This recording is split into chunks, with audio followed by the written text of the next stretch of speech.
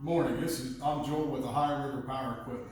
Today I would like to show you where the model and serial number tag is for the ProTurn 160 Gravely.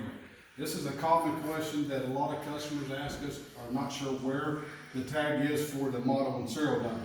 So on the ProTurn 60, on all the ProTurn series, but today we're talking about the ProTurn 60, you want to come back here, you want to lift the latch that secures the seat into place, you lift it up, as if you were sitting on the mower, the right side, on the side panel, by the gas tank, you will find your model and serial number. Jeremy, if we can bring the picture camera over here. With Gravely, you have a 6-digit model number. As you can see on this ProTurn 160, it's a 991130. They also have a 6-digit VIN number or serial number that some people refer to it. On this 160 in particular, it's an 017112.